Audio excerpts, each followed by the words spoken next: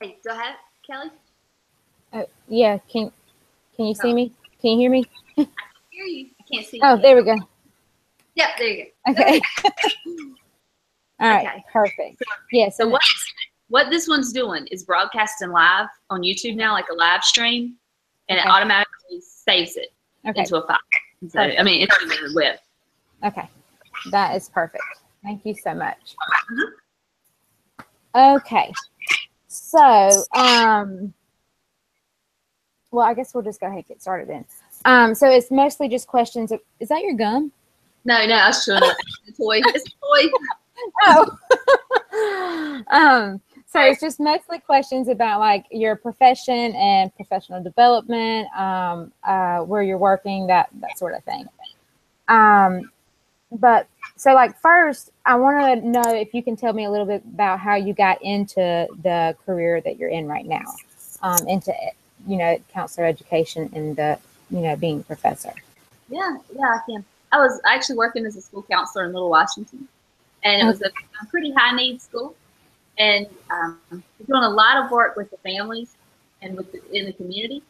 And it seemed to me like they were it's kind of, I would feel a little frustrated some days. Like it seemed like we needed a larger systemic shift, and it seemed to me that you could either do that by trying to work through politics, you can do political work and try to kind of make a shift, a systemic shift where you engage the community a little more. Or maybe you could go to counselor education and you can try to encourage like a larger number of students to do that. And so then you would kind of enact a systemic shift on a smaller scale, in your own part of the world. But it felt like we needed that. And that if I'd continued as a practicing school counselor, it was going to be harder to encourage that shift systemically.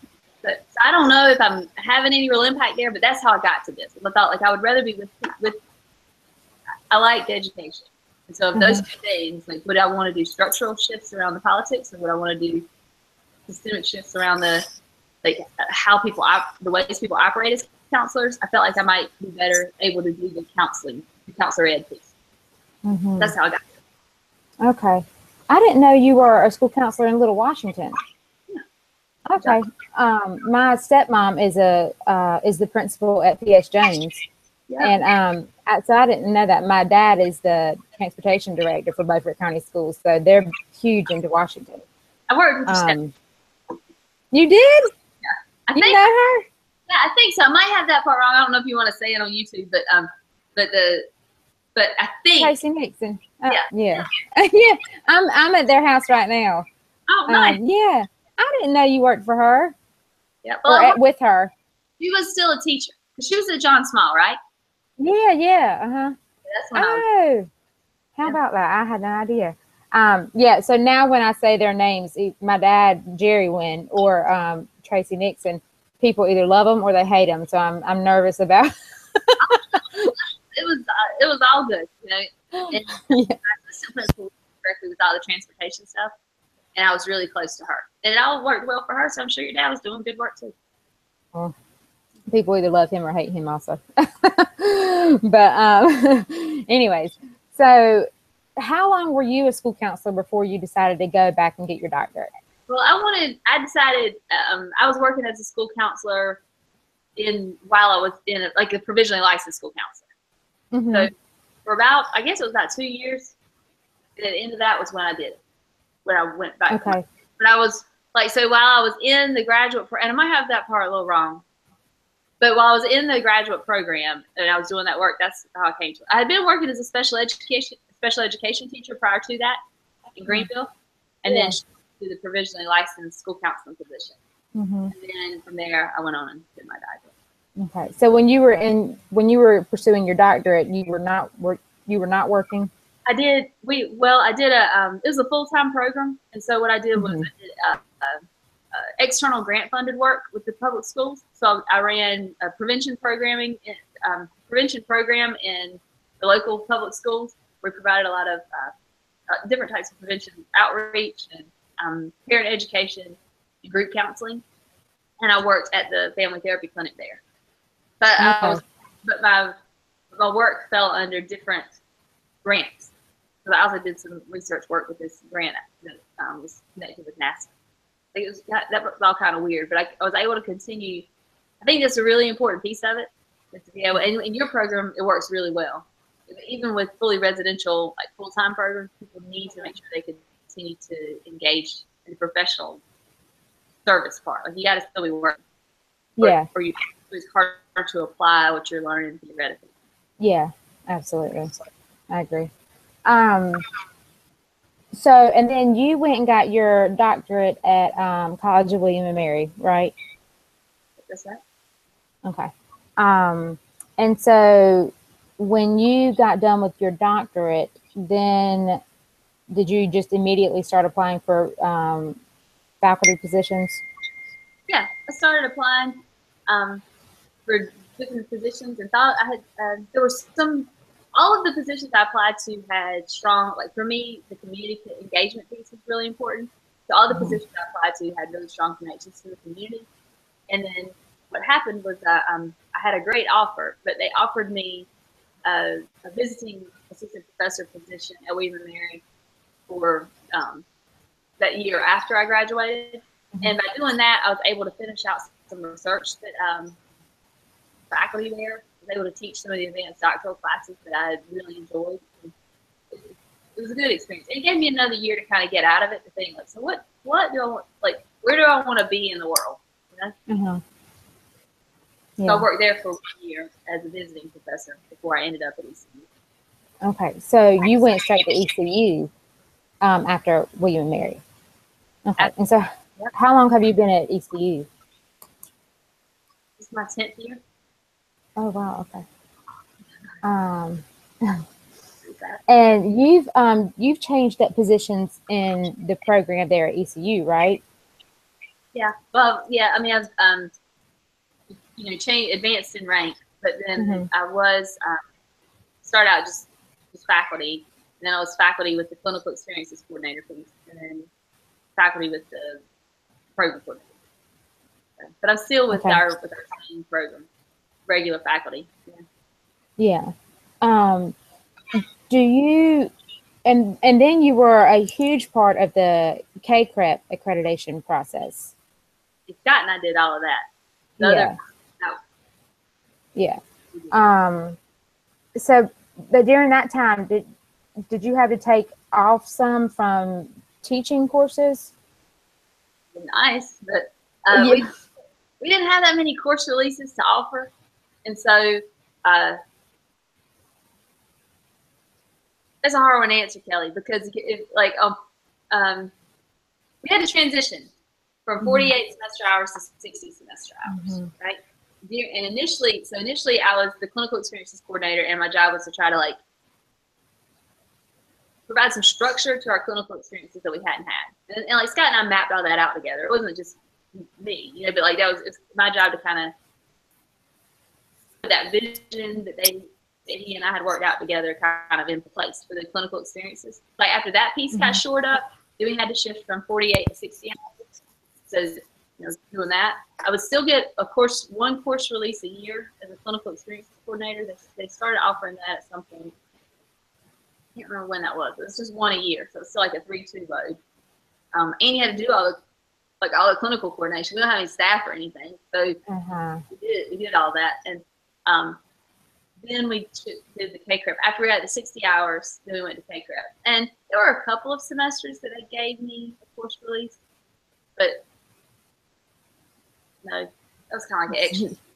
Like it was so Scott and I really wanted it. Like it was really important that we have it. And College of Ed thought, oh, it'd be nice if they got it, but it wasn't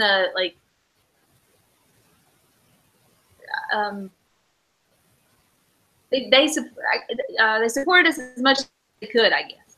Yeah, but it wasn't really as important to them as maybe to y'all. It was probably important, but it was not going to be until the getting it was, there was a little less investment in getting it. And that was pretty consistent.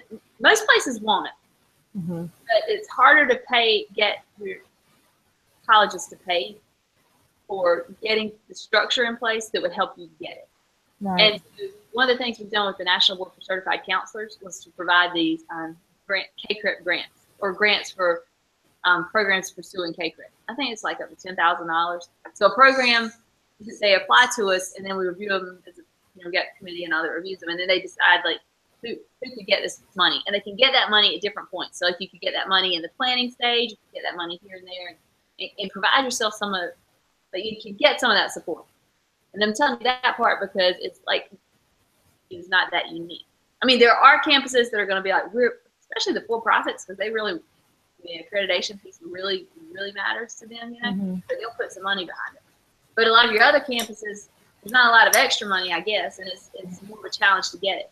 So NBCC tried to step in to kind of fill that gap for some of the smaller campuses where you got vibrant faculty trying to do that work, try to provide some of that support. So my experience is not really unique. Yeah. Okay. So,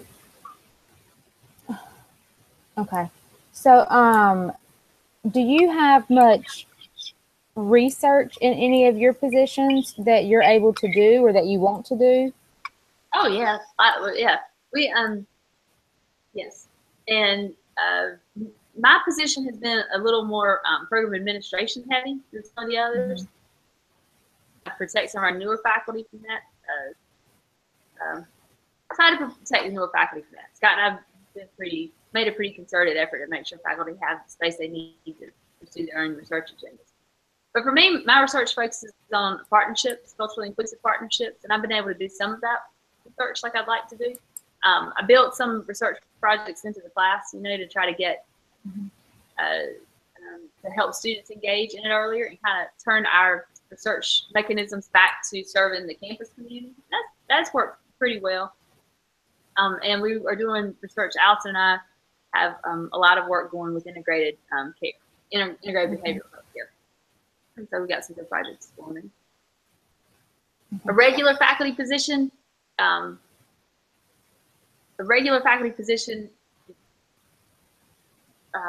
research is heavily weighted. It definitely matters, And my faculty position, it matters too.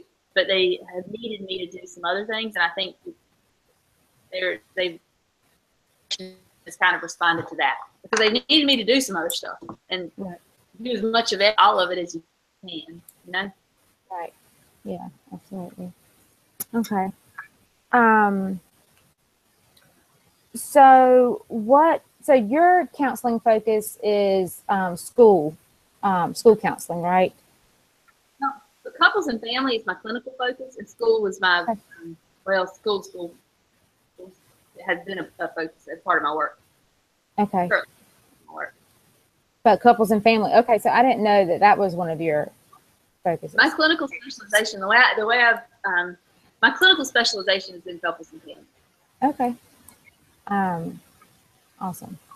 Do you have a professional license? Do you have your LPC? Yeah. You do. Okay. Is that a requirement for all of your professors, or? We want everybody to have it. Yes, it is a requirement. Okay. We do have some that are like LPCAs that are working towards it, but that's really pretty critical. Okay. Just to understand how counseling works in the world, it's important to us that they go through that process and be connected to the professional community. Okay. And that's one thing that I'm different in my program because I'm a school counselor, and there's so few school counselors that, that's one of the things that they keep pushing and saying, of course we need more school counselors in, teaching, but that our licensure is different, that we don't, I guess of course it's good to have your LPC, but I haven't really pursued mine because I guess they're saying, what are you going to use it for if I'm doing school counseling? Because one of the things that we always have, so you definitely want to get it, because one of the things you'll see as a faculty is that your clinical classes have to be capped lower, and we cap them at the state required base, right? But a lot of programs cap them even lower than the state required base. And so what that means is that every program ends up with a lot of sections of clinical courses.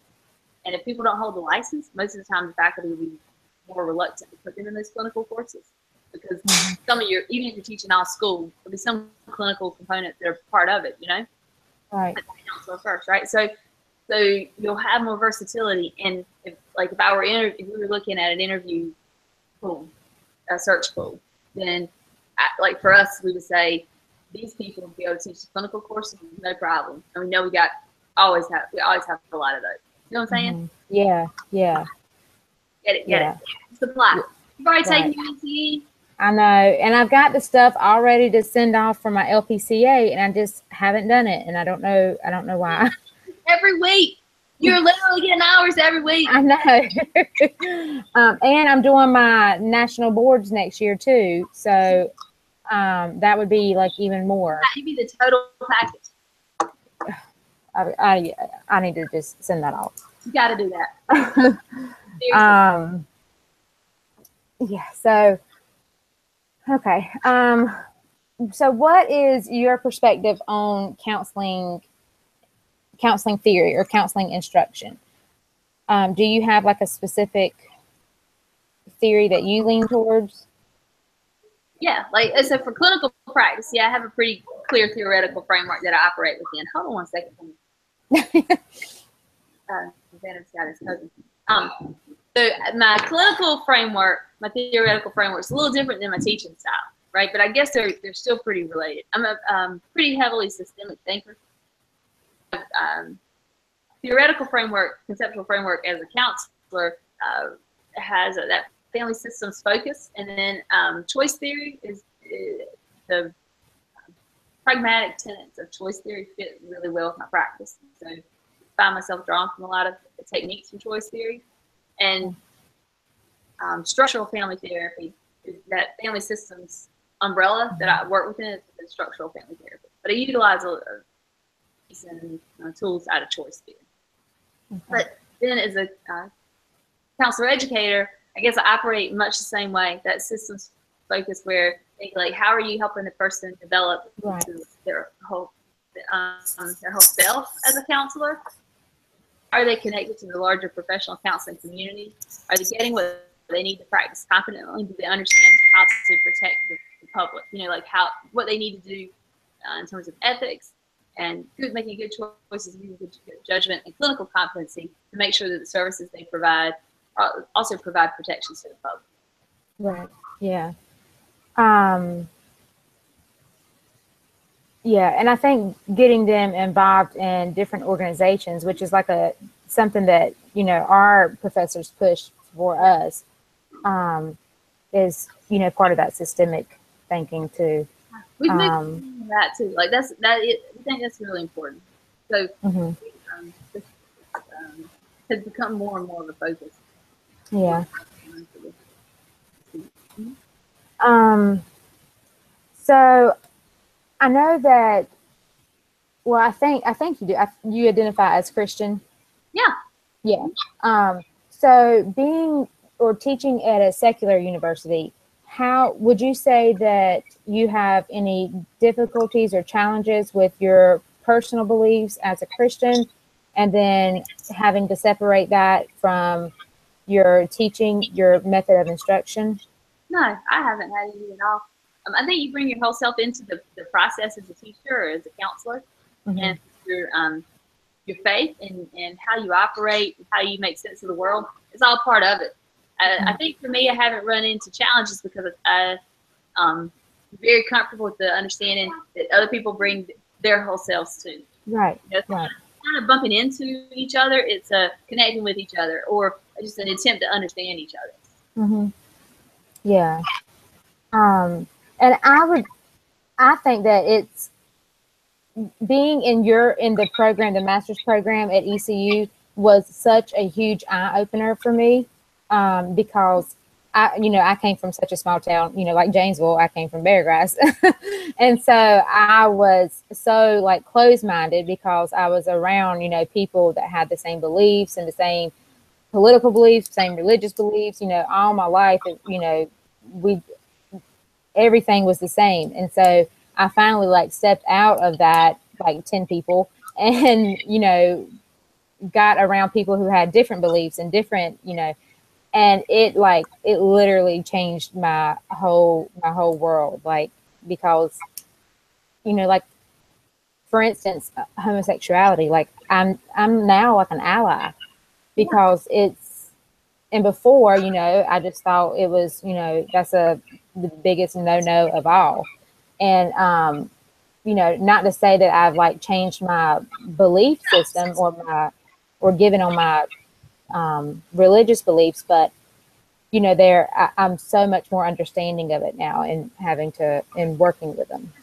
Well, the thing is that I mean, we all have different perspectives about this stuff, but at the core of all faith is a focus on goodness and valuing of the other person. And I feel like that's at the core of counseling. It feels to me very it feels to me limiting to take that piece, like the faith piece, out of the counseling piece. Like I don't mean like you have to counsel people through your faith or right. Like it's like you bring your whole self, right? Like you're all there. But I think as a counselor, we have a really strong responsibility to get to that core of goodness and caring for the other, and respect and understanding of others. Together, Yeah. That is not easy, and it's an ongoing like life process. So the teacher, I think whatever my students bring initially, that's what they bring initially. And what I hope is that we're going to move farther down the path to understanding the complexities of the world together. Yeah. Now, some students move way down, some students move a little bit down. But I think that's part of the process. Yeah.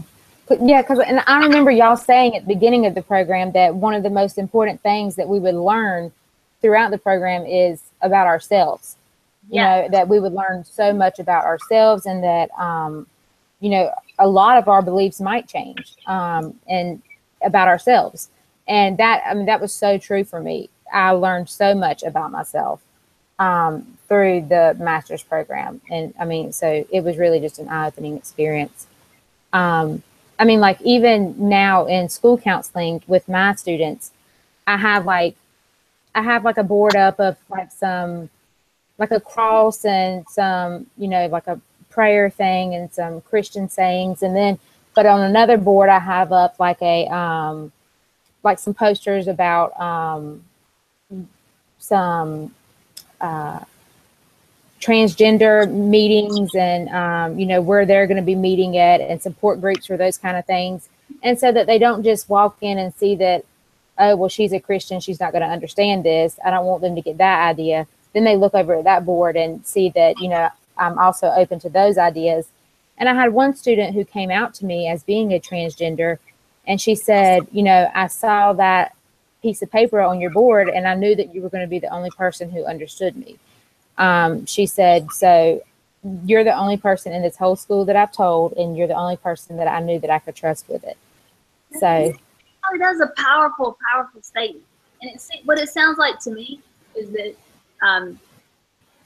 that you're pretty intentional about showing people, about trying to bring people together, and also showing people that there are a lot of complexities in all the things that we are, and all the things that we believe. Right. That's really important. And I think that thing about your student,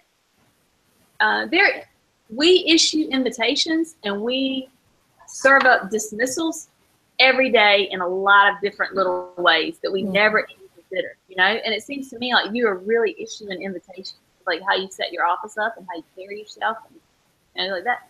That's important. Yeah. I don't like to be I don't want to be the one that's serving up dismissals. Right. Absolutely. Yeah. So would you say that do you anticipate any changes in the counseling profession that you're concerned about? I don't have any changes I'm concerned about. The counseling profession has been on a pretty clear trajectory for a long, long time. We're doing some great work internationally in the development of the profession, and that all of that kind of feeds back to our domestic infrastructure too. And it's all of that I think is a big help. So to me, it feels like the counseling profession is on a strong trajectory to in terms of being at the table with the other helping behavioral health professions. Excuse me, fellas.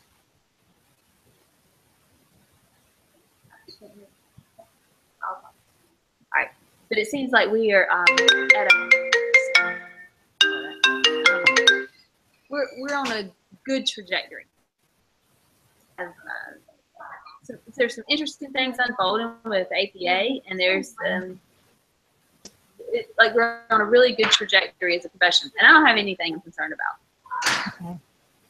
It's a process. I guess the only thing that I stay concerned about is making sure that people stay actively engaged, and that we're cognizant of how tightly our profession is tied to governmental infrastructure, because our profession is governed by licensure laws, which we don't get to just write. You know, we make suggestions. We certainly try to advocate in certain directions, but government officials ultimately steward that process.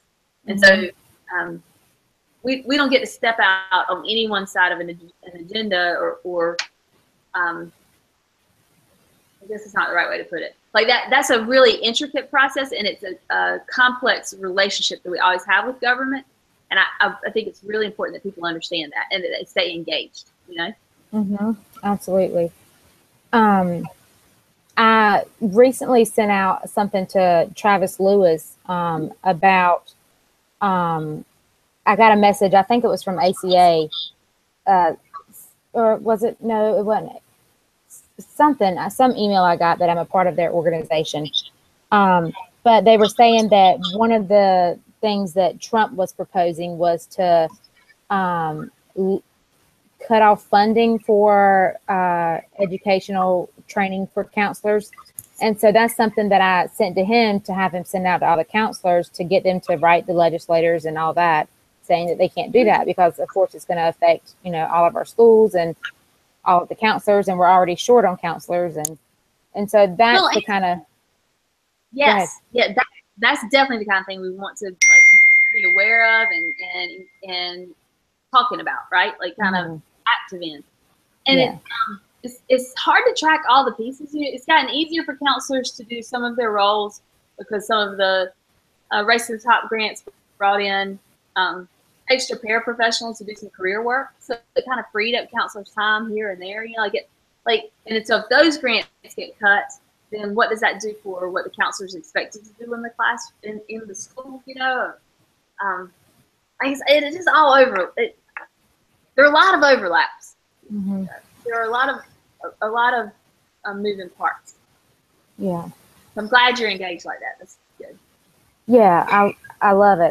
I would love to present at something. I need to figure out what it would be. Yes.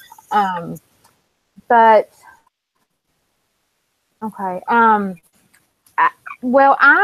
think that's just about all of the questions I have. Do you have anything that you wanted to like add? No, I don't think I got anything I want to add. But you can always reach out to me. Let me, Okay. If you get away from this and you think, oh, I needed this information, then just reach out to me. Okay, and I'll send that informed consent over to you also. Thank you so much. I so appreciate it. You were awesome. It was nice to talk to you. You too. All right. Thank you so much. You too. All right. Bye.